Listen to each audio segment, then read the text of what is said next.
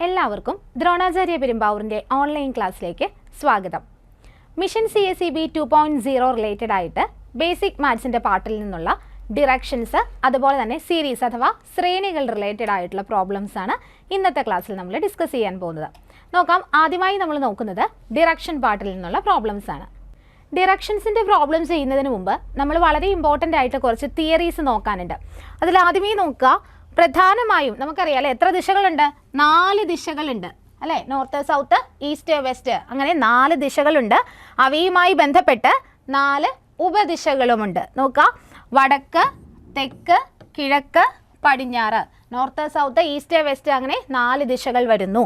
അതുപോലെ തന്നെ അവയുമായി ബന്ധപ്പെട്ട് വടക്ക് കിഴക്ക്, തെക്ക് കിഴക്ക്, തെക്ക് പടിഞ്ഞാറ്, അതുപോലെ തന്നെ വടക്ക് പടിഞ്ഞാറ്, ഇങ്ങനെ 4 ഉപദിശകളുമുണ്ടെന്ന് ഓർക്കുക. അതുപോലെ തന്നെ നമ്മൾ ഇനി ഓർക്കേണ്ട മറ്റൊരു പോയിന്റാണ് ഇനി നമ്മൾ പഠിക്കാൻ പോകുന്നത്. നോക്കാം, പൈഥഗോറസ് സിദ്ധാന്തം.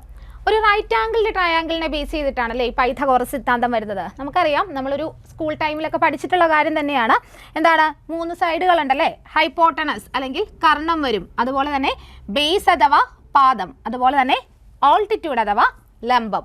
അപ്പം നമുക്കറിയാം, ഈ ഒരു മോഡൽ പ്രോബ്ലം വരുമ്പോൾ അല്ലെങ്കിൽ ഇതിൽ നിന്നും കർണം കണ്ടെത്തുക അല്ലെങ്കിൽ ഹൈപ്പോട്ടനസ് കണ്ടെത്താൻ പറയുകയാണെങ്കിൽ ഹൈപ്പോട്ടനസ് സ്ക്വയർ എന്ന് പറയുന്നത് base square plus altitude square ആണെന്ന് ഓർക്കുക. എങ്ങനെയാണ്? Hypotenuse square is equal to base square plus altitude square ആണ്. അതുപോലെ തന്നെ താഴേക്ക് നോക്കുക, ഇതിൽ നിന്ന് നമുക്ക് ബാലൻസ് ഏത് ചോദിച്ചാലും എഴുതാം അല്ലേ? ഇക്വേഷനിൽ നിന്ന് നമുക്ക് ബാലൻസ് ഏത് ചോദിച്ചാലും എഴുതാം. കാരണം ഓൾറെഡി പറഞ്ഞത് തന്നെയാണ്, Karnam square is equal to പാദം സ്ക്വയർ പ്ലസ് ലംബം സ്ക്വയർ. കാണാതെ പഠിച്ചോളുക, Karnam square is equal to പാദം സ്ക്വയർ പ്ലസ് ലംബം സ്ക്വയർ ആണ്. അതുപോലെ തന്നെ ആ ഇക്വേഷനിൽ നിന്ന് അടുത്തത് കണ്ടെത്താം. നേരെ മറിച്ച് പാദം കണ്ടെത്താനാണ് പറഞ്ഞിരിക്കുന്നത്. സോ നോക്കുക, പാദം സ്ക്വയർ ഈസ് ഈക്വൽ ടു കർണം സ്ക്വയർ മൈനസ് ലംബം സ്ക്വയർ ആണ്. അതേപോലെ തന്നെ ലംബം സ്ക്വയർ ഈസ് ഈക്വൽ ടു കർണം സ്ക്വയർ മൈനസ് പാദം സ്ക്വയർ എന്ന് ഓർക്കുക. ഈ ഇക്വേഷൻ ബേസ് ആയിട്ട് പഠിച്ചു വെക്കേണ്ടതാണ്, നമുക്ക് ഡിറക്ഷനിൽ ആവശ്യം വരും. നെക്സ്റ്റ് നോക്കാം, നമ്മളിപ്പോൾ കണ്ട തിയറീസൊക്കെ ഒരു പ്രോബ്ലം വരുമ്പോൾ എങ്ങനെയാണ് ആപ്ലിക്കബിൾ ആകുന്നതെന്ന് നോക്കാം. ഫസ്റ്റ് വൺ നോക്കുക, ഒരാൾ തെക്കു ദിശയിലേക്ക് 2 കിലോമീറ്റർ നടന്നതിന് ശേഷം ഇടതുവശം തിരിഞ്ഞ് 2 കിലോമീറ്ററും ശേഷം ഇടതുവശം തിരിഞ്ഞ് 3 കിലോമീറ്ററും നടന്നുവെങ്കിൽ അദ്ദേഹത്തിൻ്റെ ഇപ്പോഴത്തെ ദിശ കണ്ടെത്തുക. ഓപ്ഷൻ എ വടക്ക്, ഓപ്ഷൻ ബി തെക്ക്, ഓപ്ഷൻ സി കിഴക്ക്, ഓപ്ഷൻ ഡി പടിഞ്ഞാറ്. എന്താ പറഞ്ഞിരിക്കുന്നത്? നമുക്ക് ഈ തന്നിരിക്കുന്നതിനെ എങ്ങനെ റെപ്രസെൻറ്റ് ചെയ്യാൻ നോക്കാം. ഏറ്റവും ഈസിയസ്റ്റ് വേയിൽ എങ്ങനെ റെപ്രസെൻറ്റ് ചെയ്യാൻ നോക്കാം. ആദ്യം നമ്മളോട് പറഞ്ഞിരിക്കുകയാണ്, ഒരാൾ തെക്കു ദിശയിലേക്ക് 2 കിലോമീറ്റർ നടന്നു. അപ്പം നമ്മൾ ആദ്യമേ ഇതൊന്ന് വരച്ച് വെക്കുക അല്ലേ? എങ്ങനെയാണ് വരിക? നോർത്ത്, സൗത്ത്, ഈസ്റ്റ്, വെസ്റ്റ് അല്ലേ? അപ്പോൾ എന്താ നമ്മളോട് പറഞ്ഞിരിക്കുന്നത്? തെക്കു ദിശയിലേക്ക് 2 കിലോമീറ്റർ നടന്നു. തെക്കു ദിശ ഏതാ വരുന്നത്? ഈ ദിശയിലേക്ക് അല്ലേ? തെക്കു ദിശയിലേക്ക് 2 കിലോമീറ്റർ അദ്ദേഹം നടന്നിട്ടുണ്ട്. നോക്കാം, തെക്കു ദിശയിലേക്ക് 2 കിലോമീറ്റർ നടന്നിട്ടുണ്ട്. നമ്മളതിനെ റെപ്രസെൻ്റ് ചെയ്തു. ഇനി എന്താ പറഞ്ഞിരിക്കുന്നത്? ശേഷം ഇടതുവശം തിരിഞ്ഞ് 2 കിലോമീറ്ററും അദ്ദേഹം എന്ത് ചെയ്തു? ഇവിടുന്ന് ഇടതുവശം തിരിഞ്ഞ് 2 കിലോമീറ്റർ നടന്നു. ഇങ്ങനെ വരുമ്പോൾ മാറിപ്പോകരുത്, ഇടത് ഇങ്ങോട്ടല്ലേ എന്നോർത്ത് വരയ്ക്കരുത്. എന്താണ്? തെക്ക് ദിശയിലേക്ക് നടക്കുന്ന ആളുടെ ഇടതുവശത്തേക്ക് എന്നാണ് പറഞ്ഞേക്കുന്നത്. അപ്പോൾ ഇങ്ങോട്ടാണ്? ഇടതുവശം തിരിഞ്ഞ് വീണ്ടും അദ്ദേഹം 2 കിലോമീറ്റർ നടക്കുകയാണ്. അവിടം വരെ നമ്മൾ ക്ലിയർ ആയി. ഇനി നോക്കാം, ശേഷം ഇടതുവശം തിരിഞ്ഞ് 3 കിലോമീറ്ററും നടന്നു. വീണ്ടും അദ്ദേഹം എന്താണ്? ഇടതുവശത്തേക്ക് തന്നെ തിരിഞ്ഞ് 3 കിലോമീറ്റർ അദ്ദേഹം നടക്കുകയാണ്. 3 കിലോമീറ്റർ. അങ്ങനെയാണെങ്കിൽ അദ്ദേഹത്തിൻ്റെ ഇപ്പോഴത്തെ ദിശ, ഇപ്പോൾ അദ്ദേഹം സഞ്ചരിച്ചുകൊണ്ടിരിക്കുന്ന ഇത് ഏത് ദിശയിലാണെന്നാണ് ചോദിച്ചിരിക്കുന്നത്. ഏത് ദിശയിലാണ് അദ്ദേഹം പോയിക്കൊണ്ടിരിക്കുന്നത്? ഓൾറെഡി നമുക്കറിയാമല്ലോ, ഏതാണ്? വടക്കു ദിശയിലാണ് അദ്ദേഹം സഞ്ചരിച്ചു കൊണ്ടിരിക്കുന്നത്. അപ്പോൾ ആൻസർ ഏത് വരും? ഓപ്ഷൻ എ വടക്കാണ് കറക്റ്റ് ആയിട്ടുള്ള ആൻസർ. വടക്ക് അല്ലെങ്കിൽ നോർത്താണ് കറക്റ്റ് ആയിട്ടുള്ള ആൻസർ. Question number 2. ഒരു ആൺകുട്ടി തൻ്റെ വീട്ടിൽ നിന്നും യാത്ര ആരംഭിക്കുന്നു. വടക്കോട്ട് 10 കിലോമീറ്റർ നടന്നതിന് ശേഷം അവൻ വലത്തേക്ക് തിരിഞ്ഞ് 5 കിലോമീറ്റർ നടക്കുന്നു. വീണ്ടും വലത്തേക്ക് തിരിഞ്ഞ് 15 കിലോമീറ്റർ നടക്കുന്നു. അവൻ തൻ്റെ വീട്ടിൽ നിന്നും ഏത് ദിശയിലാണ്? ഓപ്ഷൻ എ തെക്ക് കിഴക്ക്, ഓപ്ഷൻ ബി തെക്ക്, ഓപ്ഷൻ സി കിഴക്ക്, ഓപ്ഷൻ ഡി പടിഞ്ഞാറ്. എന്താ ചോദിച്ചിരിക്കുന്നത്? നമുക്കൊന്ന് റെപ്രസെൻറ്റ് ചെയ്ത് നോക്കാം അല്ലേ? ഒരാൺകുട്ടി അവൻ്റെ വീട്ടിൽ നിന്നും യാത്ര സ്റ്റാർട്ട് ചെയ്യുകയാണ്. അപ്പോൾ ഇവിടെ നിന്ന് സ്റ്റാർട്ട് ചെയ്യുകയാണെന്ന് നമുക്ക് കൺസിഡർ ചെയ്യാം. ദെൻ നോക്കുക, ആദ്യമേ ആ കുട്ടി വടക്കോട്ട് 10 കിലോമീറ്റർ നടന്നു. വടക്കോട്ട് 10 കിലോമീറ്റർ ആണ് ആദ്യം പറഞ്ഞിരിക്കുന്നത് അല്ലേ? അപ്പോൾ വടക്കു ഭാഗം ഇങ്ങോട്ടാണെന്ന് നമുക്കറിയാം. വടക്കോട്ട് 10 കിലോമീറ്റർ നടന്നു എന്ന് പറഞ്ഞിട്ടുണ്ട്. ഇനി എന്താ പറഞ്ഞിരുന്നത്? അവൻ വലത്തേക്ക് തിരിഞ്ഞ് 5 കിലോമീറ്റർ, അവിടെ നിന്നും വലതുവശത്ത് തിരിഞ്ഞ് 5 കിലോമീറ്റർ നടക്കുന്നു. വലത്തേക്ക് തിരിഞ്ഞ് 5 കിലോമീറ്റർ നടക്കുന്നു എന്ന് പറഞ്ഞിട്ടുണ്ട്. ഇനി വീണ്ടും വലത്തേക്ക് തിരിഞ്ഞ് 15 കിലോമീറ്റർ നടക്കുന്നു. വലത്തേക്ക് തിരിഞ്ഞ് 15 കിലോമീറ്റർ, വലത്തേക്ക് തിരിഞ്ഞ് 15 കിലോമീറ്റർ അവൻ നടന്നു. ഇനി നോക്കുക, എന്താണ് ക്വസ്റ്റ്യനിൽ ചോദിച്ചിരിക്കുന്നത്? അവൻ തൻ്റെ വീട്ടിൽ നിന്നും ഏതു ദിശയിലാണ്? അവൻ്റെ വീട് ഇവിടെയാണെന്ന് നമ്മൾ ഓൾറെഡി പറഞ്ഞല്ലേ, ഇവിടെ നിന്നാണ് അവൻ യാത്ര സ്റ്റാർട്ട് ചെയ്യുന്നത്. അവിടെ നിന്നും അവൻ നിൽക്കുന്ന ഈ ഒരു പൊസിഷനിലേക്ക് ഏത് ദിശയിലേക്കാണ് നിൽക്കുന്നതെന്നാണ് ചോദിച്ചിരിക്കുന്നത്. അപ്പോൾ നമുക്ക് എങ്ങനെ നോക്കാം? ഇപ്പോൾ നമുക്ക് നോർത്ത് സൗത്ത് ഒക്കെ അറിയാം അല്ലേ? അപ്പോൾ ഓൾറെഡി നമുക്കറിയാവുന്ന കാര്യമാണ്. അപ്പോൾ ഇങ്ങനെ ജസ്റ്റ് ഒന്ന് റെപ്രസെൻറ്റ് ചെയ്യുക. ഇതാണ് വീടെന്നുണ്ടെങ്കിൽ അവിടെ നിന്നും ഇപ്പോൾ അവൻ നിൽക്കുന്ന ദിശ ഏതാണ്? ഈ ദിശയിലാണല്ലേ. അപ്പോൾ നോക്കാം, നമുക്കറിയാം ഇത് വടക്കാണ്, ഇത് തെക്കാണ്, ഇത് കിഴക്കാണ്, ഇത് പടിഞ്ഞാറാണ്. ഈസി ആയിട്ട് ആൻസറിലേക്ക് എത്തിയില്ലേ? തെക്ക് കിഴക്ക് ദിശയിലാണ് ഇപ്പോൾ ആര് നിൽക്കുന്നത്? ആ ആൺകുട്ടി നിൽക്കുന്നത്. അപ്പോൾ ആൻസർ ഏത് വരും? ഓപ്ഷൻ എ, തെക്ക് കിഴക്കാണ് കറക്റ്റ് ആയിട്ടുള്ള ആൻസർ ആയിട്ട് വരുന്നത്. നെക്സ്റ്റ് ക്വസ്റ്റ്യൻ നോക്കാം. Question number 3. അരുൺ കിഴക്കോട്ട് 5 കിലോമീറ്റർ നടന്നു.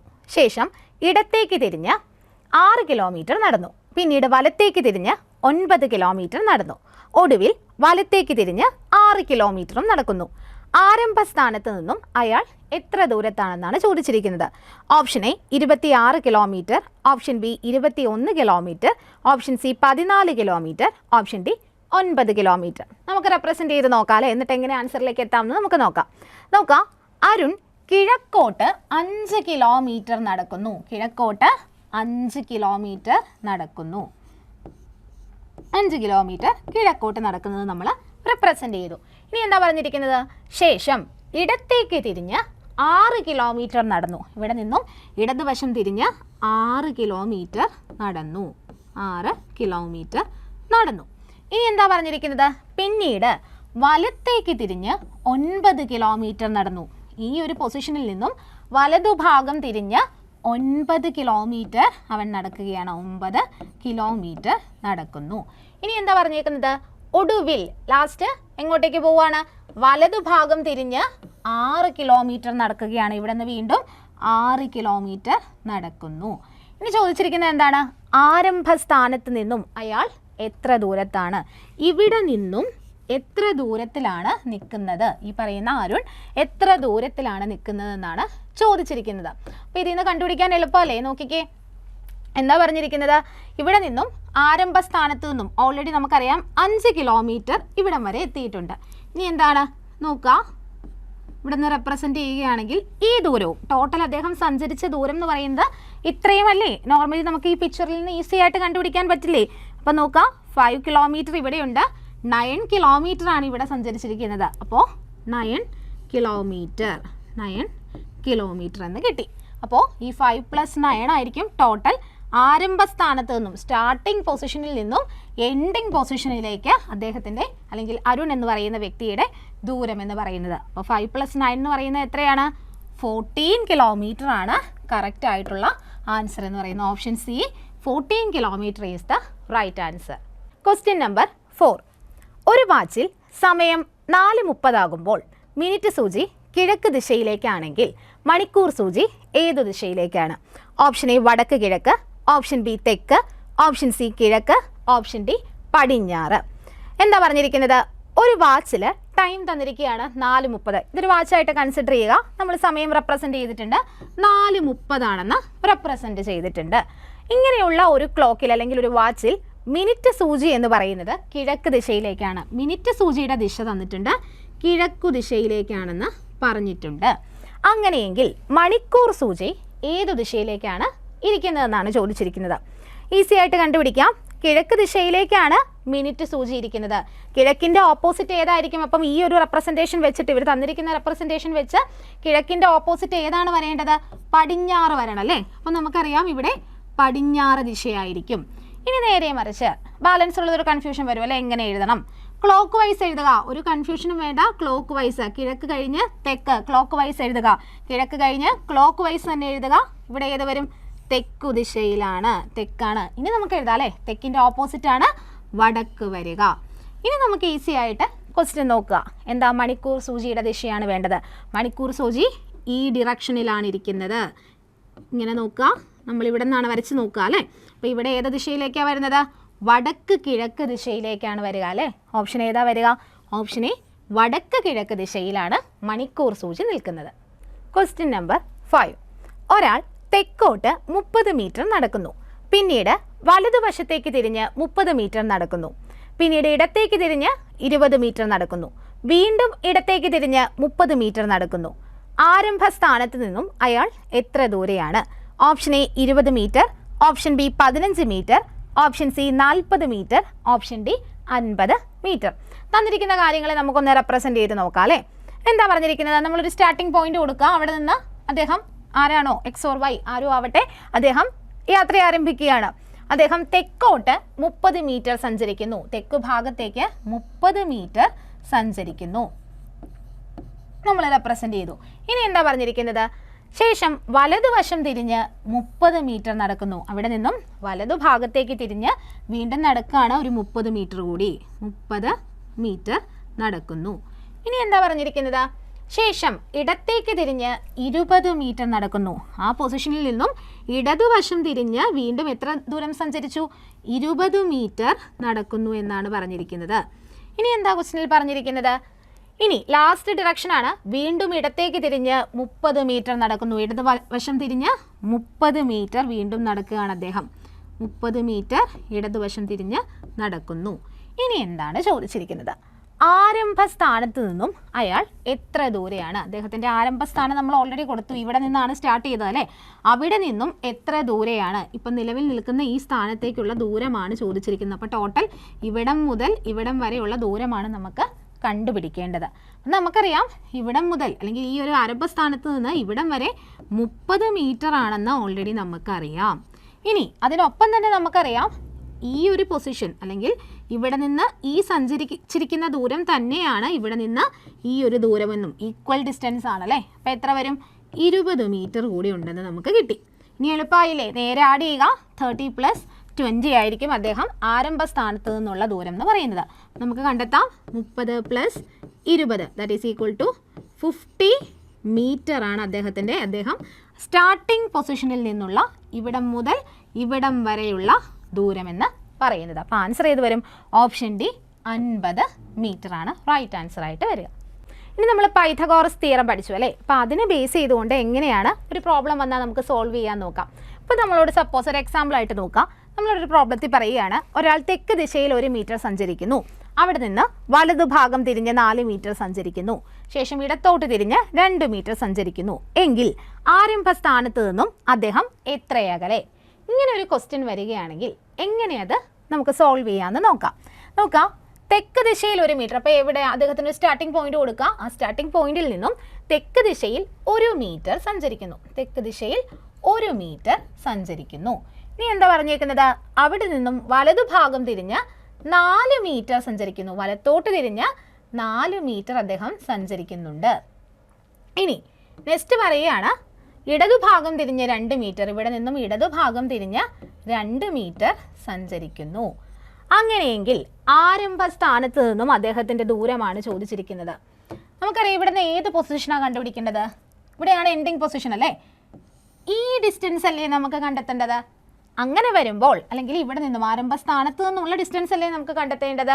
അപ്പോൾ നോക്കുക, ഇതിനെ നമുക്കൊരു റൈറ്റ് ആംഗിളിൻ്റെ ട്രയാങ്കിളിൻ്റെ ഫോമിലേക്ക് കൊണ്ടുപോകാൻ പറ്റുമോ?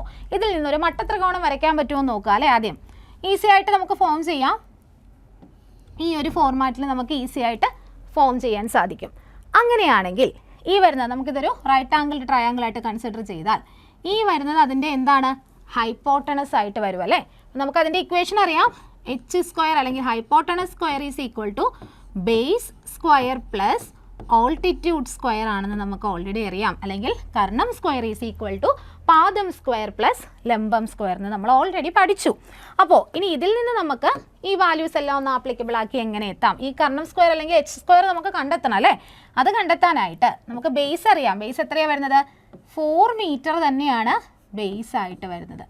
4 മീറ്റർ. അപ്പോൾ 4² പ്ലസ് a² അല്ലെങ്കിൽ ഓൾട്ടിറ്റ്യൂഡ് സ്ക്വയർ അല്ലെങ്കിൽ ലംബം സ്ക്വയർ എന്ന് പറയുന്നത് 1 മീറ്റർ ഇവിടം മുതൽ ഇവിടം വരെ സഞ്ചരിക്കുന്നു. ദെൻ സെയിം ഡിസ്റ്റൻസ് എത്ര വരും ഇവിടെ? 2 മീറ്റർ ആണെന്നറിയാം. അപ്പം നോക്കാം, 2 + 1 3 സ്ക്വയർ ആണ് ഓൾട്ടിറ്റ്യൂഡ് വരിക, അല്ലെങ്കിൽ 3 ആണ് ഓൾട്ടിറ്റ്യൂഡ് ആയിട്ട് വരിക. അപ്പോൾ h² = 4² + 3² എന്ന് നമുക്ക് കിട്ടി. ഇനി ഇതിൽ നിന്ന് വീണ്ടും നമുക്ക് കണ്ടെത്താം അല്ലേ. 4² എന്ന് പറയുമ്പോൾ 16 ആണെന്നറിയാം. ദെൻ 3² എന്ന് പറയുന്നത് 9 ആണ്. അപ്പം എത്രയാണ്? 16 + 9 വരും അല്ലേ. h² = 16 + 9 വരും. അങ്ങനെയാണെങ്കിൽ എച്ചിൻ്റെ വാല്യൂ കണ്ടുപിടിക്കുന്നത് എങ്ങനെയാണ്? h = √16 + 9. 16 + 9 എത്രയാ? 25. അപ്പോൾ എത്ര വരും? ദാറ്റ് ഈസ് ഈക്വൽ ടു √25 എന്ന് പറയുന്നത് നമുക്കറിയാം 5 ആണ്. അപ്പോൾ എത്ര മീറ്റർ അല്ലെങ്കിൽ എത്ര മീറ്റർ അകലെ എന്ന് ചോദിച്ചാൽ ഈ ഒരു പൊസിഷനാണ് 5 മീറ്റർ അകലെയാണ്. ഇങ്ങനെയാണ് നമ്മൾ ഈ ഒരു പ്രോബ്ലത്തിൽ അല്ലെങ്കിൽ ഈ ഒരു പൈതഗോറസ് തിയറി അല്ലെങ്കിൽ ഈ ഒരു സിദ്ധാന്തം വെച്ചിട്ട് പ്രോബ്ലംസ് കണ്ടെത്തുക. നെക്സ്റ്റ് വൺ നോക്കാം. ഇനി നമ്മൾ ഡിറക്ഷൻ്റെ നോക്കുമ്പോൾ അല്ലെങ്കിൽ ആ ഒരു പ്രോബ്ലംസ് ചെയ്യുമ്പോൾ അറിഞ്ഞിരിക്കേണ്ട കുറച്ച് കാര്യങ്ങളാണ് നമ്മൾ നോക്കാൻ പോകുന്നത്. നോക്കാം, മഴവില്ല്, നിഴൽ ഇവയെല്ലാം എപ്പോഴും സൂര്യന് എതിർദിശയിലായിരിക്കും. സൂര്യൻ ഏത് ദിശയിലാണോ അതിന് ഓപ്പോസിറ്റ് ഡിറക്ഷനിലായിരിക്കും ഒരു മഴവിൽ ഉണ്ടാവുന്നത് അല്ലെങ്കിൽ ഒരു നിഴൽ ഫോം ചെയ്യുന്നത്. ഇനി രാവിലെ മഴവില്ലുണ്ടാകുന്നത് പടിഞ്ഞാറ് ദിശയിൽ. ഓൾറെഡി നമ്മൾ പറഞ്ഞല്ലേ, സൂര്യൻ എതിർദിശയിലായിരിക്കും. സൂര്യൻ ഉദിക്കുന്നത് എവിടെയാണ്? കിഴക്ക് ദിശയിലാണ്. അപ്പോൾ നേരെ ഓപ്പോസിറ്റ് ആയിട്ടുള്ള പടിഞ്ഞാറ് ദിശയിലായിരിക്കും രാവിലെ മഴവില്ല് കാണുക. നേരെ മറിച്ച് വൈകുന്നേരമാണെങ്കിൽ ഏത് ദിശയിലായിരിക്കും? കിഴക്ക് ദിശയിലായിരിക്കും കാണുക. ഇനി സൂര്യോദയ സമയത്ത് ഒരു വസ്തുവിൻ്റെ നിഴൽ എന്ന് പറയുന്നത് എപ്പോഴും പടിഞ്ഞാറായിരിക്കും. ഓർക്കുക കേട്ടോ, സൂര്യോദയ സമയത്ത് ഇതെന്താന്ന് പറഞ്ഞു കഴിഞ്ഞാൽ ഈ ഒരു മെത്തേഡിൽ അല്ലെങ്കിൽ ഒരു സൂര്യൻ ഉദിക്കുമ്പോൾ അല്ലെങ്കിൽ നിഴൽ വെച്ചൊക്കെ ക്വസ്റ്റ്യൻസ് വന്നേക്കാം. അങ്ങനെ വരുമ്പോഴേക്കും ഈ പറയുന്ന കാര്യങ്ങൾ നിങ്ങളൊന്ന് ഓർമ്മയിൽ വെക്കുക. സൂര്യോദയ സമയത്ത് ഒരു വസ്തുവിൻ്റെ നിഴൽ എപ്പോഴും ഓപ്പോസിറ്റ് അല്ലേ, പടിഞ്ഞാറ് ദിശയിലായിരിക്കും. ഇനി ഘടികാര ദിശ എന്ന് പറഞ്ഞു കഴിഞ്ഞാൽ എന്താണ്? ക്ലോക്ക് വൈസ് സഞ്ചരിക്കുന്നു എന്നൊക്കെ പറയും അല്ലേ. അങ്ങനെ ഘടികാര ദിശ എന്നാൽ ക്ലോക്ക് തിരിയുന്നത് പോലെ അല്ലെങ്കിൽ ക്ലോക്ക് വൈസ് ഡിറക്ഷനെയാണ് ഘടികാര ദിശ എന്ന് പറയുന്നത്. ഇനി അതായത് നമ്മൾ ഓൾറെഡി പറഞ്ഞു അല്ലേ, ക്ലോക്ക് തിരിയുന്നത് പോലെ തിരിയുന്നു. ഇനി നേരെ മറിച്ച് എതിർ ഘടികാര ദിശ എന്ന് പറഞ്ഞാൽ ക്ലോക്ക് തിരിയുന്നതിന് എതിർ ദിശയിൽ തിരിയുന്നതാണ് അല്ലെങ്കിൽ ആൻറ്റി ക്ലോക്ക് വൈസ് ആണ്. പ്രത്യേകിച്ചൊന്നുമില്ല, നമുക്കറിയാം ഒരു ക്ലോക്ക് നോക്കുകയാണെന്നുണ്ടെങ്കിൽ ഈ ഒരു ഫോമിൽ അല്ലെങ്കിൽ ഈ ഒരു ഡിറക്ഷനിലാണ് ക്ലോക്കിലെ സൂചികൾ അല്ലെങ്കിൽ അതിലെ മിനിറ്റ് സൂചി ആവട്ടെ മണിക്കൂർ സൂചി ആവട്ടെ നീങ്ങുന്നത് അല്ലെങ്കിൽ മൂവ് ചെയ്യുന്നത്. അതിനെ ക്ലോക്ക് വൈസ് ഡിറക്ഷൻ എന്ന് പറയാം. ഇനി ആൻറ്റി ക്ലോക്ക് വൈസ് ആണെങ്കിലോ എതിർ ഘടികാര ദിശ അല്ലേ. നോർമലി ഒരു ക്ലോക്കിൽ സൂചികൾ ചലിക്കുന്നത് ഈ ഒരു ദിശയിലാണെങ്കിൽ ഈ പറയുന്ന എതിർ ഘടികാര ദിശയിൽ ഓപ്പോസിറ്റ് ആൻറ്റി ക്ലോക്ക് വൈസ് ആയിരിക്കും അവിടെ ചലിക്കുക എന്ന് ഓർക്കുക. അങ്ങനെയായിരിക്കും ഡിറക്ഷൻ്റെ കാര്യമായിരിക്കും നമുക്ക് വരിക. ഇനി സൂര്യ അസ്തമയ സമയത്ത് ഒരു വസ്തുവിൻ്റെ നിഴൽ എപ്പോഴും കിഴക്കായിരിക്കും. ഇനി ഉച്ചയ്ക്ക് 12 മണിക്ക് സൂര്യരശ്മികൾ ലംബമായി താഴേക്ക് പതിക്കുന്നതിനാൽ നിഴൽ ഉണ്ടാവുകയില്ല എന്നതുകൂടി ഓർത്തു വയ്ക്കുക. നെക്സ്റ്റ് വൺ നോക്കാം. ഇനി CSEB എക്സാമുകൾക്ക് കണ്ടിന്യൂസ് ആയിട്ട് ചോദിച്ച് കാണുന്ന ഒരു ഏരിയയാണ് ശ്രേണികൾ അല്ലെങ്കിൽ സീരീസ്. സീരീസിനെ തന്നെ നമുക്ക് എന്താണ് പലതായി ഡിവൈഡ് ചെയ്യാം. സംഖ്യാശ്രേണിയുണ്ട്, അതുപോലെ തന്നെ എന്താണ് ലെറ്റർ സീരീസ് ഉണ്ട്, അതുപോലെ മിക്സഡ് സീരീസ് ഉണ്ട്. അങ്ങനെ ഓരോന്നും നമുക്ക് പഠിക്കാനുണ്ട്. അപ്പോൾ ആദ്യമായിട്ട് നമുക്ക് സംഖ്യാശ്രേണികളെ കുറിച്ച് നോക്കാം. ടൈപ്പ് 1 സംഖ്യാശ്രേണികളാണ്. നോക്കുക, തൊട്ടടുത്ത സംഖ്യയോട് ഒരു നിശ്ചിത സംഖ്യയോ ഒറ്റ സംഖ്യാശ്രേണിയോ ഇരട്ട സംഖ്യാശ്രേണിയോ വർഗമോ തുടങ്ങിയവ കൂട്ടിയോ കുറച്ചോ ഗുണിച്ചോ ഹരിച്ചോ പോകുന്ന ശ്രേണിയാണ് ഈ പറയുന്ന സംഖ്യാശ്രേണികൾ എന്ന് പറയുന്നത്. അപ്പം നമുക്ക് നോക്കാം എങ്ങനെയാണ് ഇതിനെ ആപ്ലിക്കബിൾ ആകുക, ഒരു ക്വസ്റ്റ്യനിലേക്ക് എങ്ങനെയാണ് ആപ്ലിക്കബിൾ ആകുക. ഫസ്റ്റ് വൺ നോക്കാം. 2, 3, 6, 11, (27). Option A 21, option B 18, option C 17, option D 28. എന്താ പറഞ്ഞിരിക്കുന്നത്? ഇവിടെ നിന്ന് നമ്മളോട് ചോദിച്ചിരിക്കുന്നത് വിട്ടുപോയ പദം കണ്ടെത്തുക എന്നാണ് അല്ലേ. അപ്പം നമുക്ക് നോക്കാം. ആദ്യമായിട്ട് ഇങ്ങനെ ഒരു ഇത് വരുമ്പോൾ ഇവ തമ്മിൽ അധികം ഡിഫറൻസ് ഇല്ല. നമ്മൾ ഓൾറെഡി നമ്മുടെ ചാനലിൽ ഡിസ്കസ് ചെയ്തിട്ടുള്ളതാണ് സംഖ്യാശ്രേണികളൊക്കെ അല്ലേ. അപ്പം നോക്കാം, ഇവ തമ്മിൽ അധികം ഡിഫറൻസ് വരുന്നില്ല. അപ്പം നമുക്ക് മനസ്സിലാക്കാം കൂട്ടിയോ കുറച്ചോ പോയിരിക്കുന്ന ശ്രേണികളാണ്. അപ്പോൾ ഇവരുടെ ഡിഫറൻസ് ഒന്ന് എടുത്തു നോക്കിയാലോ. 2ഉം 3ഉം തമ്മിൽ എത്ര വ്യത്യാസം വരുന്നുണ്ട്? 1 ആണല്ലേ. ദെൻ അതുപോലെ തന്നെ 3ഉം 6ഉം തമ്മിൽ ഡിഫറൻസ് വരുന്നത് 3 ആണ്. ഇനി 6ഉം 11ഉം തമ്മിലാണെങ്കിലോ 5 ആണ്. ഇനി നെക്സ്റ്റ് നമുക്ക് അറിയത്തില്ല. ഇനി ഇവയുടെ ഡിഫറൻസ് ഒന്ന് എടുത്ത് നോക്കാം. ഇത് തമ്മിൽ നമുക്ക് കിട്ടുന്നില്ല. ഇവയുടെ ഡിഫറൻസ് ഒന്ന് എടുത്ത് നോക്കാം. നോക്കി, 1, 3 തമ്മിലുള്ള ഡിഫറൻസിൻ്റെ ഡിഫറൻസാണ് നമ്മൾ നോക്കുന്നത്. 1ഉം 3ഉം തമ്മിലുള്ള ഡിഫറൻസ് 2 ആണ്. 2 + 1 ആണ് 3 എന്ന് പറയുന്നത്. ഇനി 3ഉം 5ഉം തമ്മിലുള്ള ഡിഫറൻസ് ആണെങ്കിലോ വീണ്ടും നമുക്ക് കിട്ടി എത്ര തന്നെ വരും?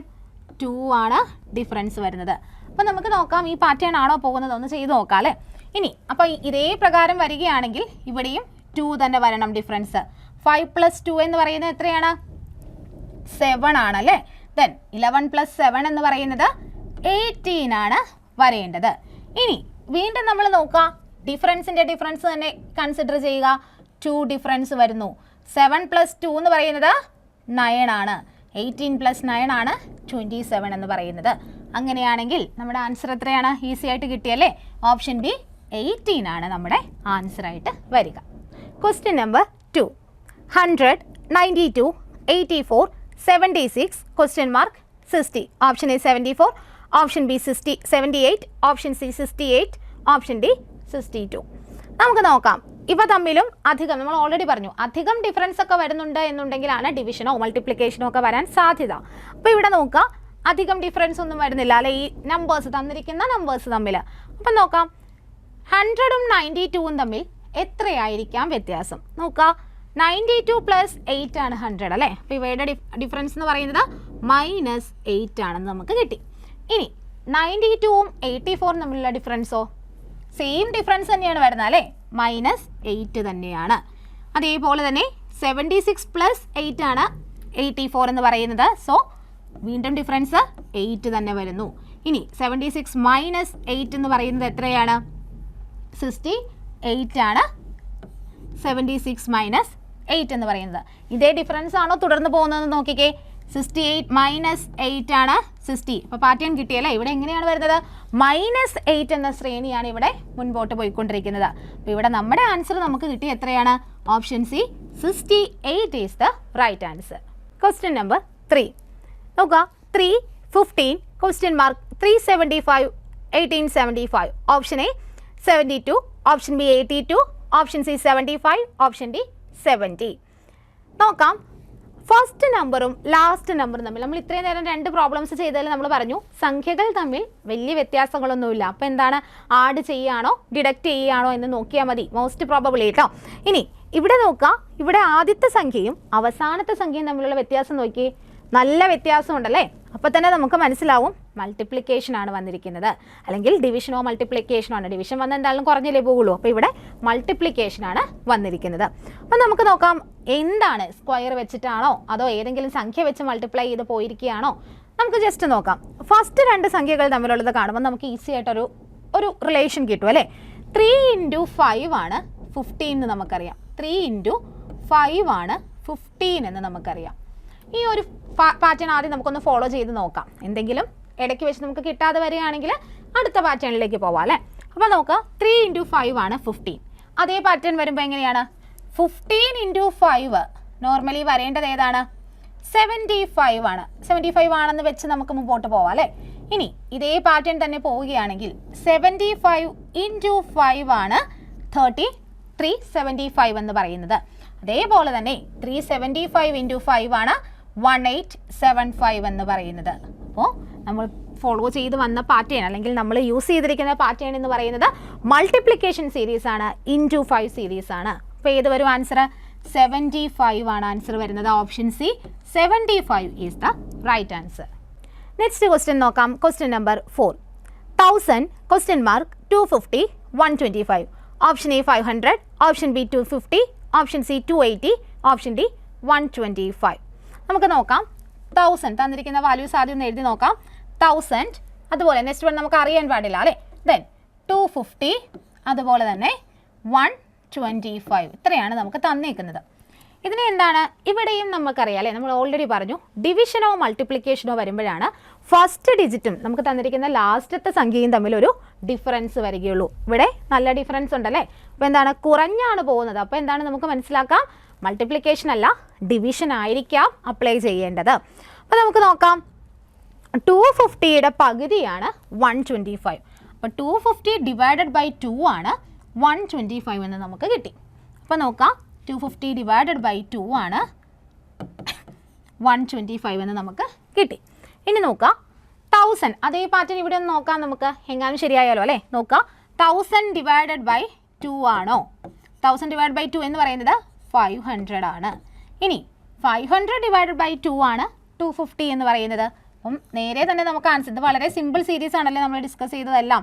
ഡിവൈഡ് ബൈ 2 എന്ന് പറയുന്നത് 250 ആണ്. അപ്പോൾ എന്താണ് ഡിവൈഡഡ് ബൈ 2 എന്ന് പറയുന്ന ശ്രേണിയാണ് ഇവിടെ മുമ്പോട്ടേക്ക് പോയിക്കൊണ്ടിരിക്കുന്നത്. ഇവിടെ ആൻസർ വരുന്നത് ഓപ്ഷൻ എ 500 ആണ് റൈറ്റ് ആൻസർ ആയിട്ട് വരിക. Question number 5.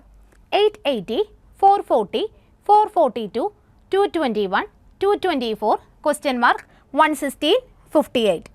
Option A 110, option B 120, option C 112, option D 118. എന്താണ് വിട്ടുപോയത് തന്നെ കണ്ടെത്താനാണല്ലേ, വിട്ടുപോയ സംഖ്യ കണ്ടെത്താനാണ് പറഞ്ഞിരിക്കുന്നത്. നോക്കാം, ഇവിടെ നമ്മൾ തന്നിരിക്കുന്ന സീരീസിനെ നമ്മൾ ജസ്റ്റ് ഒന്ന് എഴുതി നോക്കുന്നുണ്ട്. അതിനുശേഷം നമുക്ക് എന്ത് ചെയ്യാം, ഇവ തമ്മിൽ എന്താണ് ബന്ധം, ഇവ തമ്മിൽ ഡിഫറൻസ് ആണോ അതോ മൾട്ടിപ്ലിക്കേഷൻ ആണോ വന്നിരിക്കുന്നത്, അഡീഷൻ ആണോ എന്നൊക്കെ നമുക്കൊന്ന് ചെയ്ത് നോക്കാം. ഫസ്റ്റ് 2 നമ്പേഴ്സ് എടുക്കുക, ഇവ തമ്മിൽ എന്താണ് ബന്ധം നമുക്ക് കാണുമ്പോൾ തന്നെ അറിയാം അല്ലേ. 880യുടെ പകുതിയാണ് 440 എന്ന് പറയുന്നത്. 880 ഡിവൈഡ് ബൈ 2 ആണ് 440 എന്ന് പറയുന്നത്. ഇനി 440ഉം 442ഉം കാണുമ്പോൾ എന്താണെങ്കിലും പകുതിയൊന്നും അല്ല അല്ലേ. അപ്പോൾ നമുക്കറിയാം എന്താണ് ഇവ തമ്മിൽ എന്താണ് ബന്ധം. 440 പ്ലസ് 2 ആണ് 442 എന്ന് പറയുന്നത്. നമുക്കൊന്ന് എഴുതി നോക്കാം. 440 പ്ലസ് 2 ആണ് 442 എന്ന് പറയുന്നത്. ഇനി നെക്സ്റ്റ് 2 നമ്പേഴ്സ് തമ്മിൽ എന്താണ് ബന്ധം. 442 അല്ലേ, 442ൻ്റെ പകുതിയാണ് 221 എന്ന് പറയുന്നത്. 442ൻ്റെ പകുതിയാണ് 221 എന്ന് പറയുന്നത്. അപ്പം നമുക്ക് പെട്ടെന്ന് കാണുമ്പോൾ തോന്നും divide by 2 plus 2 divided by 2. പെട്ടെന്ന് തന്നെ നമ്മൾ പോയി ചെയ്യരുത്, പ്ലസ് 2 ആണെന്ന് നോക്കുക. എന്താണ് ഇവ തമ്മിലുള്ള ഡിഫറൻസ് അല്ലെങ്കിൽ എന്താണ് ഇവ തമ്മിലുള്ള ബന്ധം. 221 പ്ലസ് 2 ആണെങ്കിൽ 223 ആയിരുന്നു വരേണ്ടിയിരുന്നത്. അപ്പോൾ ഇവിടെ എത്രയാണ് വരുന്നത്, 221ൻ്റെ കൂടെ 3 ആഡ് ചെയ്യുമ്പോഴാണ് 224 കിട്ടുന്നത്. അപ്പം നമുക്ക് ഏകദേശം മനസ്സിലായി ഏതാണ് series. Divided by 2 plus 2 divided by 2 plus 3. Next one എന്താണെങ്കിലും ഡിവൈഡഡ് ബൈ 2 തന്നെയാണ്. 224ൻ്റെ പകുതി എത്ര വരും, 112 ആണ് വരിക. ഇനി ഇവിടം വരെ ക്ലിയർ ആയി, നമുക്ക് മനസ്സിലായി ഡിവൈഡഡ് ബൈ 2 ശ്രേണി നമ്മൾ ചെയ്തു. നെക്സ്റ്റ് വരേണ്ടത് എത്രയാണ്, ഈ വന്നിരിക്കുന്നത് അനുസരിച്ചാണെങ്കിൽ പ്ലസ് 2 വന്നു ഇവിടെ, ദെൻ പ്ലസ് 3 വന്നു ഇവിടെ. നെക്സ്റ്റ് വരേണ്ടത് ഏതാണ്, പ്ലസ് 4 ആണ്. ശരിയാണോ നോക്കിക്കേ, ഇവ തമ്മിൽ വരുന്നത് പ്ലസ് 4 ആണ്. 112 പ്ലസ് 4 ആണ് 160. നെക്സ്റ്റ് വൺ നോക്കിയേ, ഇതേ സീരീസ് തന്നെ പോകുമ്പോൾ 160 ഡിവൈഡഡ് ബൈ 2 ആണ് 58. നമുക്ക് ആൻസറിലേക്ക് എത്തിയല്ലേ. ഇത്ര ആൻസർ വരിക 112 ആണ് നമ്മുടെ answer. Option C is the right answer. Type 2 സ്ക്വയേഴ്സിൻ്റെ അല്ലെങ്കിൽ മിക്സഡ് സ്ക്വയേഴ്സിൻ്റെ ശ്രേണി. നോക്കാം എങ്ങനെയാണ് പ്രോബ്ലത്തിലേക്ക് വരിക. Question number 6. 144, 169, question mark 225, 256. Option A 120, option B 186, option C 196, option D 256. Easy ആണല്ലേ, സ്ക്വയറിൻ്റെ അല്ലെങ്കിൽ മിക്സഡ് സ്ക്വയറിൻ്റെ ശ്രേണി എന്നാണ് നമ്മൾ പറയുന്നത് ഈ ഒരു ടൈപ്പ് അല്ലേ.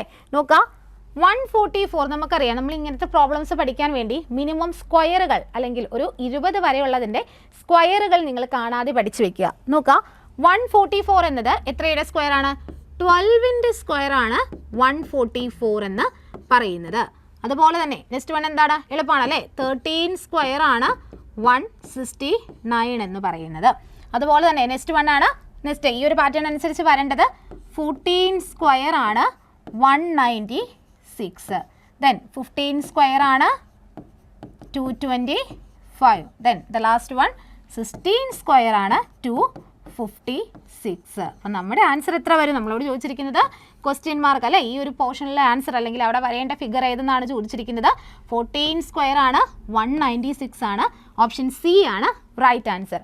ഇവിടെ ഓർക്കുക, സ്ക്വയർ അറിയാവുന്ന ഒരു സ്റ്റുഡൻ്റ് ആണെന്നുണ്ടെങ്കിൽ ഈ ഒരു പാറ്റേൺ കാണുമ്പോൾ തന്നെ നമുക്ക് പെട്ടെന്ന് ആൻസറിലേക്ക് എത്തും അല്ലേ. അല്ലെങ്കിൽ നമ്മളിങ്ങനെ ഇരുന്ന് ഓരോന്ന് 12 × 12 എന്ന് പറഞ്ഞ് സ്ക്വയർ കണ്ടെത്തേണ്ടി വരും. അപ്പോൾ ആദ്യത്തെ ഒരു 20 നമ്പേഴ്സിൻ്റെ എങ്കിലും സ്ക്വയേഴ്സ് കാണാതെ പഠിക്കാൻ വേണ്ടി ഓർക്കുക. നെക്സ്റ്റ് വൺ നോക്കാം. Question number 7. 2, 3, 5, 7, question mark 13, 17. Option A 9, option B 11, option C 10, option D 8.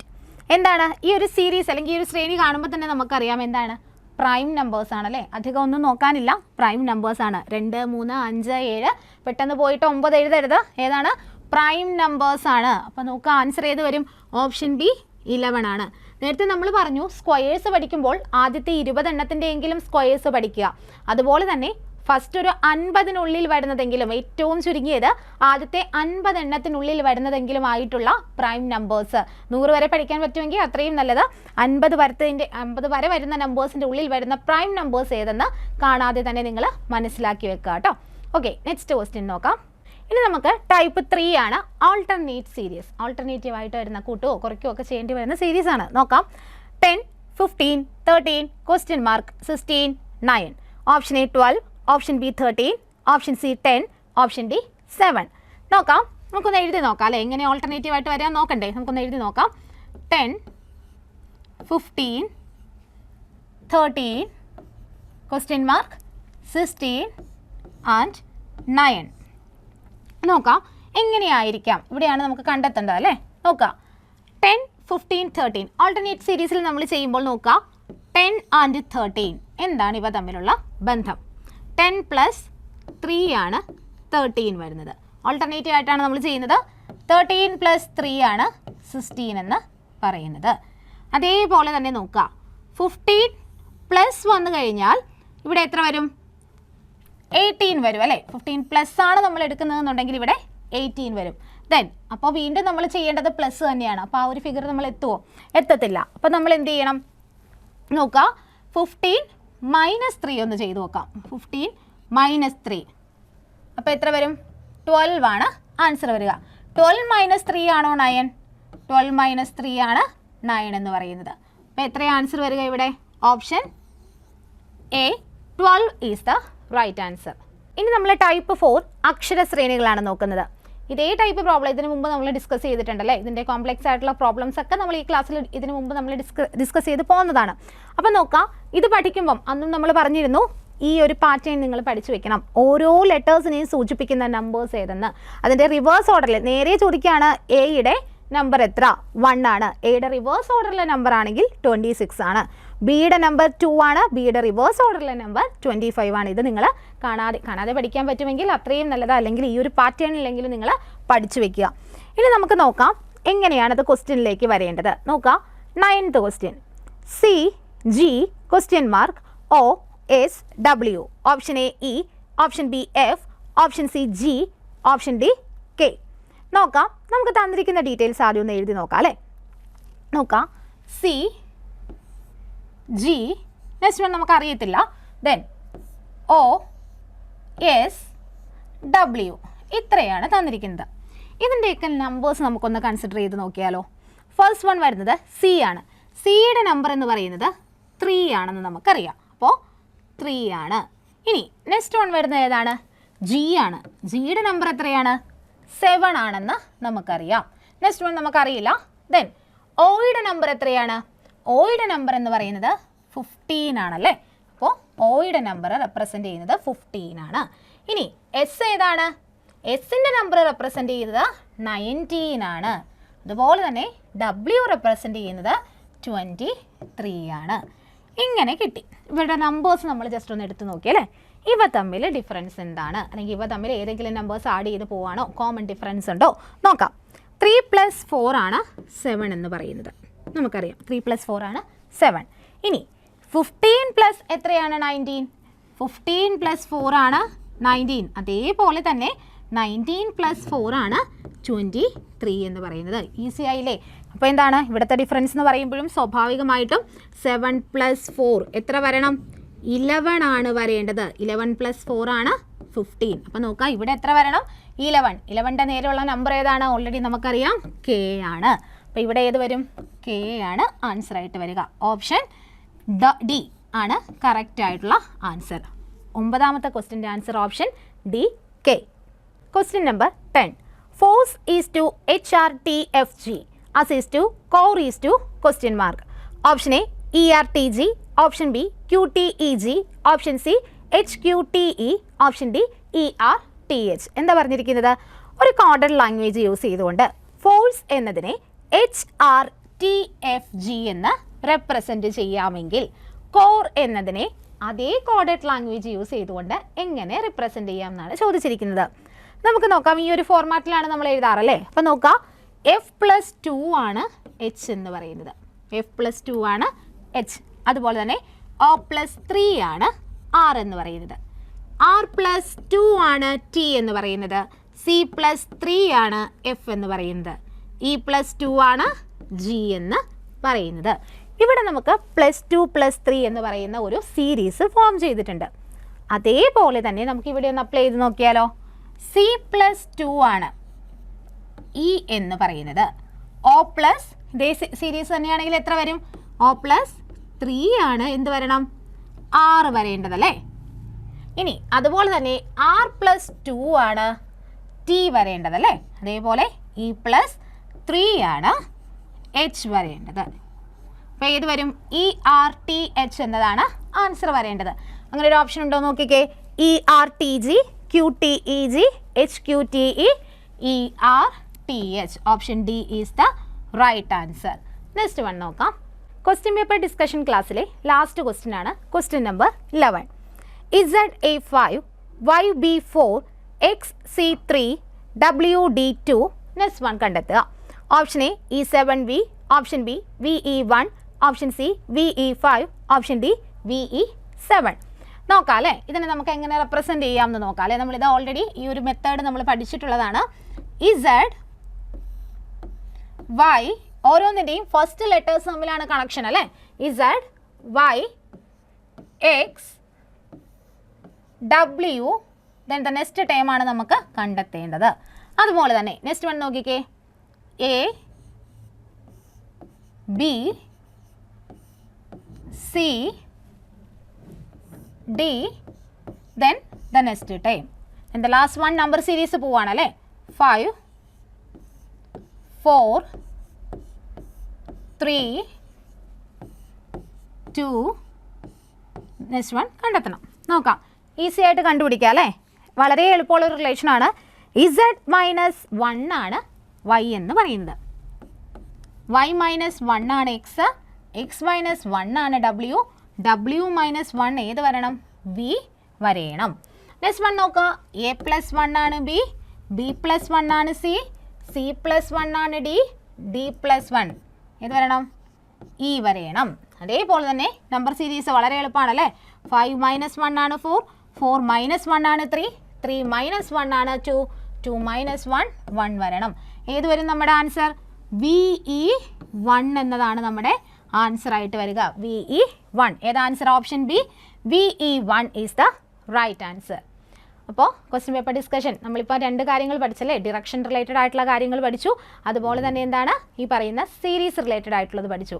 CSEB exam നോക്കുമ്പോൾ വളരെ ഇമ്പോർട്ടൻ്റ് ആയിട്ടുള്ള 2 ഏരിയാസ് തന്നെയാണിത്. അപ്പോൾ നിങ്ങൾ പ്രാക്ടീസ് ചെയ്യുക. ഏറ്റവും ബേസ് ആയിട്ടുള്ള കാര്യങ്ങളാണ് നമ്മളിപ്പോൾ പഠിച്ചത്. അപ്പോൾ ഇത് വെച്ചിട്ട് മറ്റുള്ള കോംപ്ലക്സ് ആയിട്ടുള്ള പ്രോബ്ലംസ് ഒക്കെ ഓൾറെഡി നമ്മൾ ഡിസ്കസ് ചെയ്തിട്ടുണ്ട്. അപ്പോൾ അങ്ങനത്തെ ക്വസ്റ്റ്യൻസ് ഒക്കെ പ്രാക്ടീസ് ചെയ്ത് സ്പീഡാക്കി എടുക്കുക. അപ്പോൾ താങ്ക് യു. എല്ലാവരും നന്നായി എക്സാം എഴുതുക.